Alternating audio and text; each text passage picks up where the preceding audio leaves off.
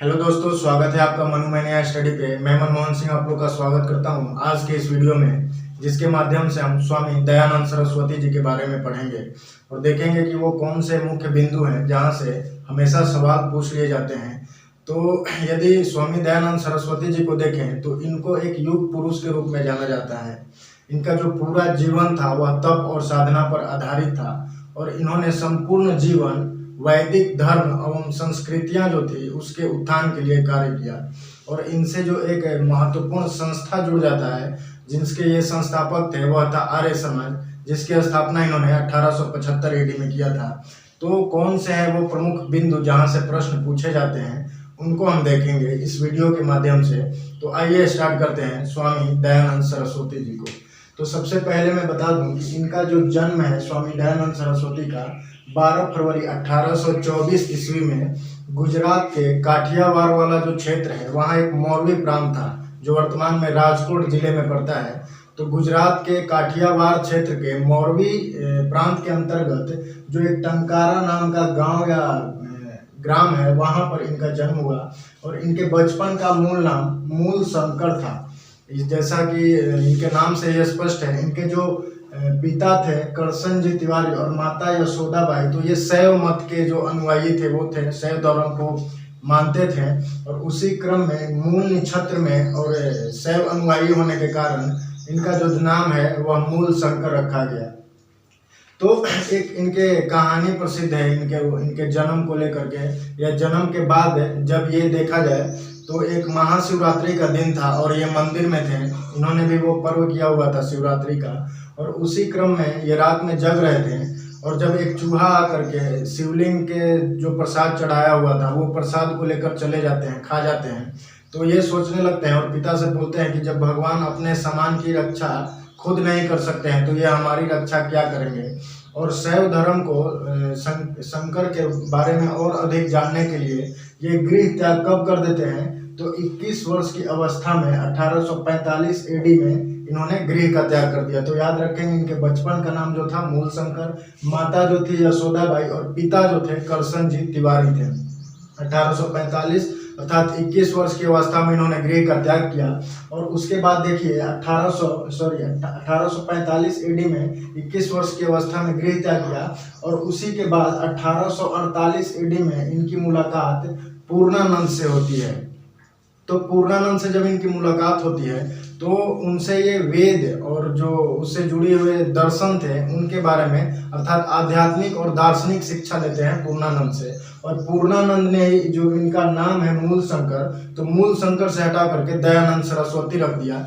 जिस प्रकार आप स्वामी विवेकानंद के बारे में जानते होंगे कि जब वो भारत भ्रमण कर रहे थे स्वामी विवेकानंद, तो जब वो राजस्थान पहुंचते हैं तो जो राजस्थान के खेतरी के राजा थे, जो भी झुंझुनू है, तो जो खेतरी के राजा थे अजीत राज सिंह, तो उन्होंने उनका नाम जो था नरेंद्र दत्त से स्वामी विवेकानंद कर दिया था। और अपने खर्चे के बल पर एक जो पानी का जहाज था, पेनिनसुलर नाम का जहाज, तो 1893 ईस्वी में 11 सितंबर 1893 ईस्वी में पेनिनसुलर नामक जहाज से उनको शिकागो भेजा, जहां पर प्रथम धर्म सम्मेलन हो रहा था, विश्व धर्म सम्मेलन। और वहां पर देखिए कि वो जाते हैं तो हॉलके नामक महिला के सहयोग से अंदर जाते हैं और वहां पर जो ओजस्वी भाषण देते हैं और पूरे विश्व भर में हिंदू धर्म का डंका बजाते हैं। तो वो हम जब स्वामी विवेकानंद पढ़ेंगे तब पढ़ लेंगे। तो जिस प्रकार जो खेतरी के राजा ने स्वामी विवेकानंद का नाम दिया था, उसी प्रकार पूछ सकता है कि जो दयानंद सरस्वती थे तो इनका मूल शंकर जो नाम था उसको किसने बदला था, तो वो पूर्णानंद थे, जो इनके प्रथम गुरु थे।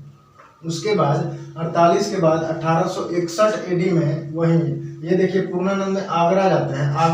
आगरा से वहीं मथुरा की तरफ बढ़ते हैं। तो मथुरा में इनकी मुलाकात बिरजानंद से होती है, जो कि नेत्रहीन रहते हैं। और इनसे भी इन्होंने जो वेद के बचे हुए ज्ञान थे, जो कि पूर्णानंद से कंप्लीट नहीं हो पाए थे, उनको पूरी तरह से उसमें संतुष्टि नहीं मिली थी, तो वहां पर जाकर के बिरजानंद से ये सीखते हैं।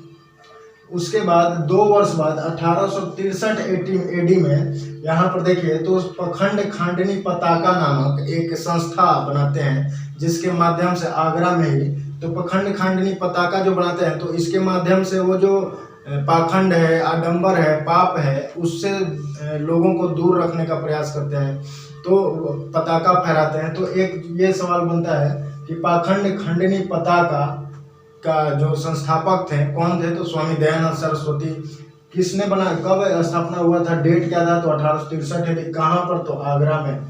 उसके कुछ दिनों बाद 1800, ये सारी घटनाओं को क्रम याद रखेंगे, जैसे 45 में गृह त्याग, 48 में पूर्णानंद से मुलाकात, उसके बाद जब 61 में देखेंगे तो मथुरा पहुंचते हैं, वहां पर जो नेत्रहीन स्वामी विरजानंद थे उनसे मुलाकात होती है, और उसके बाद 63 में पाखंड खंडनी पताका का स्थापना करते हैं। 74 AD में इनकी एक पत्रिका थी जो कि बहुत महत्वपूर्ण है और बार बार सवाल में पूछे जाते हैं कि सत्यार्थ प्रकाश किसकी रचना है, या एक पत्रिका के रूप में थी। तो सत्यार्थ प्रकाश की रचना, चूंकि ये संस्कृत के प्रकांड विद्वान थे, तो जो सत्यार्थ प्रकाश है यह भी संस्कृत भाषा में है, लेकिन केशव चंद्र सेन के कहने के कारण, देखिएगा केशव चंद्र सेन है, उनके कहने के कारण इसका अनुवाद हिंदी में किया जाता है, और हिंदी में भी जब अनुवाद किया जाता है तो उसका फिर भी जो प्रस्तावना है वह संस्कृत में रहता है। तो ये एक सवाल बन सकता है कि सत्यार्थ प्रकाश का अनुवाद स्वामी दयानंद सरस्वती ने किसके कहने पर हिंदी में किया था? तो वो केशव चंद्र सेन के कहने पर। कब आया था? तो 1874 AD में, और संस्कृत के ये प्रकांड विद्वान थे। और जो ये सत्यार्थ प्रकाश है, तो आगे चल के जब 1875 ईस्वी में देखेगा कि आर्य समाज की स्थापना होगी, तो इस सत्यार्थ प्रकाश को आर्य समाज का बाइबिल के रूप में बतलाया जाएगा। तो ये भी ध्यान रख सकते हैं। 1875 में देखिए इन्होंने आर्य समाज की स्थापना जो बम्बई के पास में, बम्बई में किया, तो इसको हम स्पेशल रूप में थोड़ा विस्तृत रूप में पढ़ेंगे आर्य समाज को। उसके बाद देखिए यदि तो 1881 AD, 75 के बाद 81 AD में इनसे जो स्वामी दयानंद सरस्वती हैं, इनसे एक प्रभावित हुई महिला, वो कौन थी? तो पंडिता रमाबाई अम्बेडकर। जब ये पंडिता रमाबाई अम्बेडकर इनके कार्यों को देखा, जो वैदिक धर्म से जुड़ाव देखा, जो आर्य समाज की स्थापना देखा इन्होंने 75 AD में, तो उनसे यह काफी प्रभावित हुई, और उसी के क्रम में उन्होंने महिला आर्य समाज अर्थात आर्य महिला समाज की स्थापना कर दी। और उसी क्रम में देखिए तो ये जो रमाबाई अम्बेडकर हैं, इन्होंने 1889 AD में 2 सदनों का, 2 संस्थाओं का भी निर्माण किया। वो जो आर्य महिला समाज था उसके अंतर्गत, वो कौन से थे? तो पहला था शारदा सदन और दूसरा था मुक्तिधाम। तो ये जो शारदा सदन था, इसमें मूल रूप से महिला शिक्षा का कार्य किया जाता था, और विधवा निवास, जितने भी विधवाएं थी उनका फ्री में निवास था, ये जो हमारा शारदा सदन था। उसके बाद ये जो मुक्तिधाम है, तो जो निराश्रित लोग थे, जिनका कोई सहारा नहीं था, उनके लिए था यह मुक्तिधाम का एक संस्था के रूप में कार्य करता था। इससे आगे बढ़ते हुए यदि देखें तो 1882 AD में इन्होंने एक गौ रक्षा समिति का गठन किया, जिसके माध्यम से गायों को जो बचाने का कार्य है वो किया जाने लगा। तो गौ रक्षा समिति का गठन किसने किया? स्वामी दयानंद सरस्वती ने। कब किया? 1882 AD में। और यहाँ पर कंफ्यूज मत होइएगा, जब गौ रक्षा के साथ समिति जुड़ा रहे तो दयानंद सरस्वती। अब यदि गौ रक्षा सभा रहे तो वो हो जाएंगे बाल गंगाधर तिलक।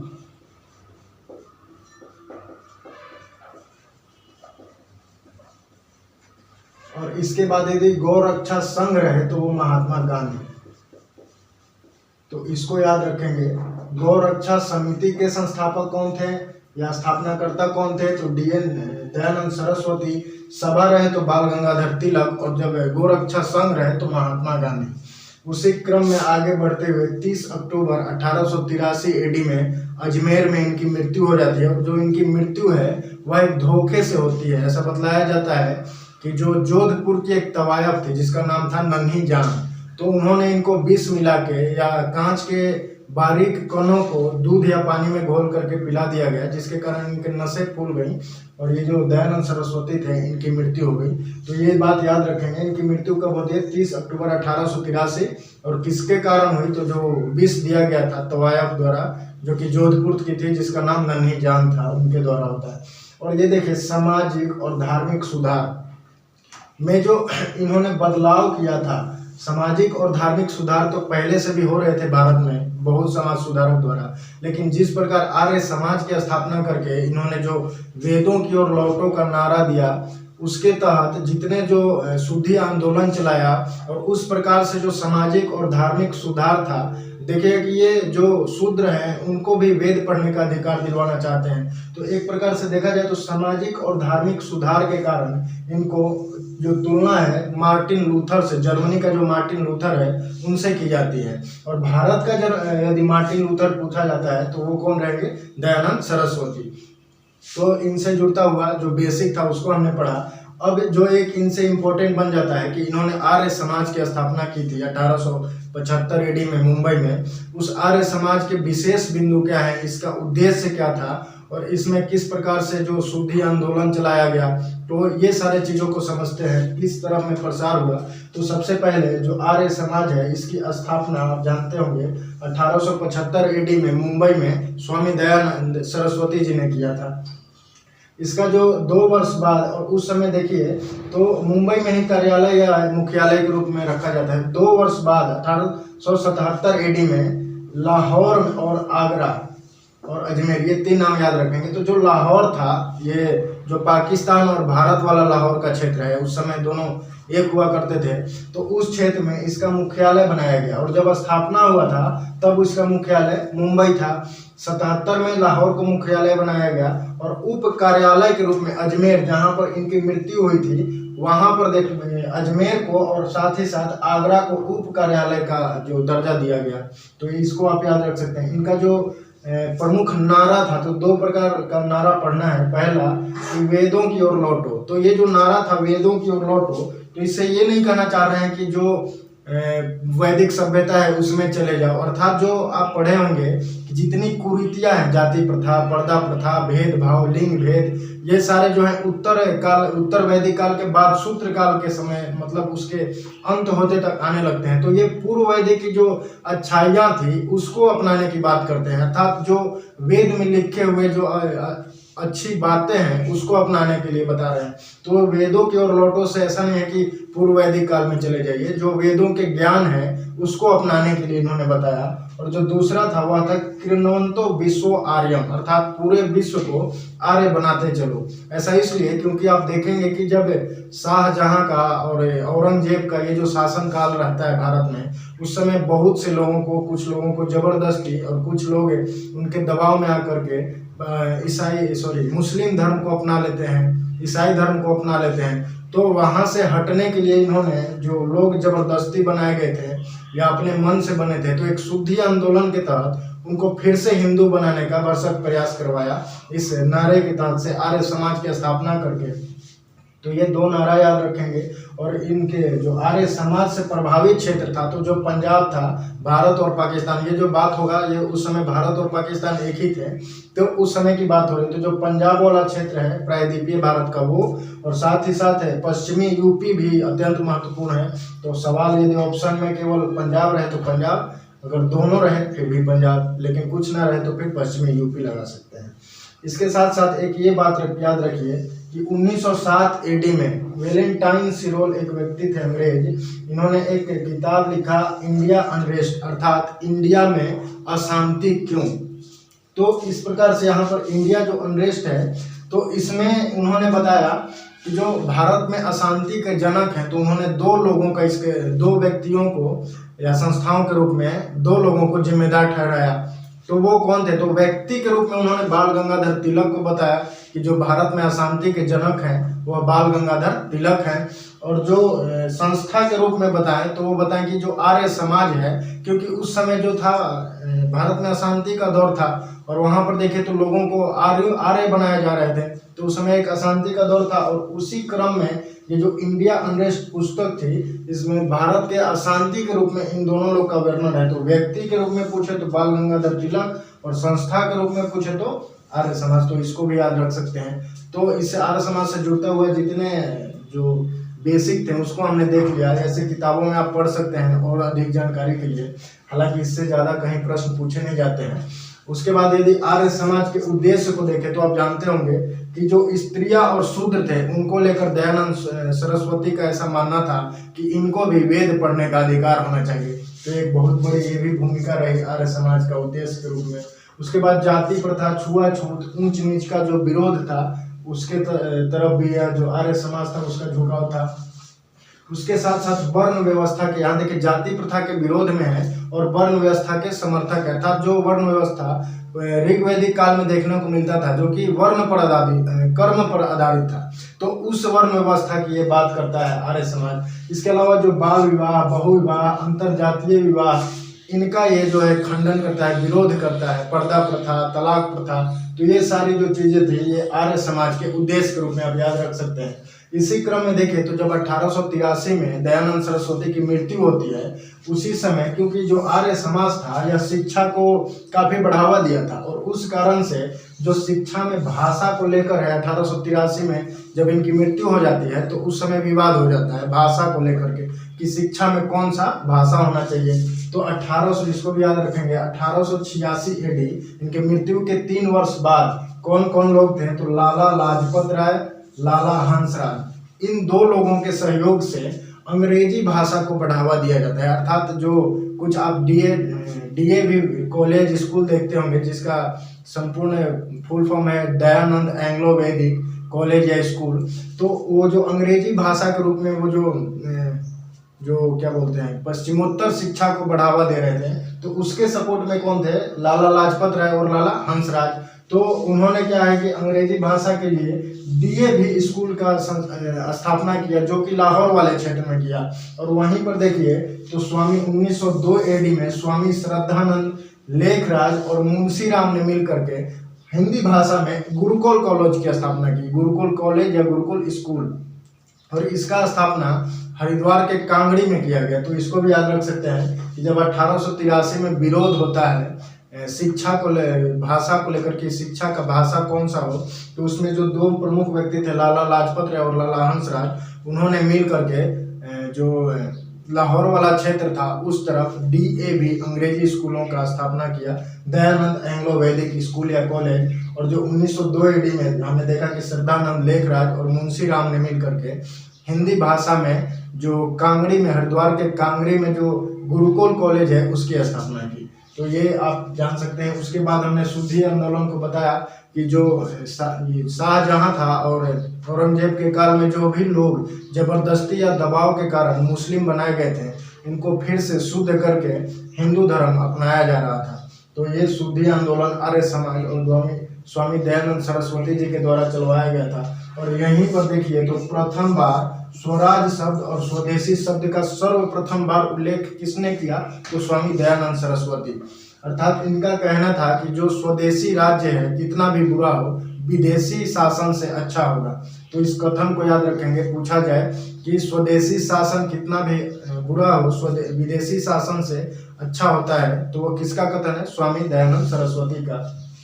और इसी के अर्थात ये जो स्वदेशी कपड़े थे, स्वदेशी वस्तुएं थे, उनका बढ़ावा दे रहे थे, ना कि विदेशी चीजों का उनका बहिष्कार हो रहा था। और इसी के क्षेत्र में जो कथन हमने अभी बता ही दिया कि दयानंद सरस्वती, इन्होंने बतलाया कि भारत भारतीयों का है और जो विदेशी शासन यहाँ से जाना चाहिए। तो ये कथन भी याद रख सकते हैं कि भारत भारतीयों का है, किसका है। और इसी के संदर्भ में जो एनी बेसेंट है, तो दयानंद सरस्वती ने तो बोला कि भारत भारतीयों का है, लेकिन इस तथ्य को बतलाया कि भारत में सबसे पहली बार किसने इस बात को बताया कि भारत भारतीयों का है, तो वो कथन था एनी बेसेंट का। तो आप इसमें कंफ्यूज मत हो जाइएगा, इसको याद रखें। और ये पुस्तकों के रूप में आप याद रख सकते हैं कि जो महत्वपूर्ण इनके पुस्तकें हैं, समाचार पत्रिका के रूप में आप सत्यार्थ प्रकाश को याद रखें, और पुस्तक के रूप में यदि वेद भाष्य को याद रखते हैं, गो करुणा निधि, पंचमहायज्ञ निधि, अद्वैत मत का खंडन, उसके बाद जो वेद भाष्य भूमिका है, तो इसको भी आप याद रख सकते हैं। तो मूलतः आज के वीडियो में हमने देखा कि जो दयानंद सरस्वती थे, इनका जन्म कहाँ पर होता है, क्यों गृह त्याग करते हैं, और किस प्रकार पूर्णानंद से मुलाकात होती है, जो इनका नामकरण करते हैं, दूसरा नाम बिरजानंद जो कि नेत्रहीन स्वामी थे, उनसे मुलाकात होती है, पाखंड खंडनी पताका का स्थापना, सत्यार्थ प्रकाश का स्थापना करते हैं, पत्रिका का, जिसको आर्य समाज का बाइबिल बोला जाता है। और 1875 में जो आर्य समाज का स्थापना किया, उसके उद्देश्य क्या थे, उससे जो प्रभावित क्षेत्र थे वो कौन से थे। तो इन सारे बातों को आप याद रखें, नोट्स बनाएं।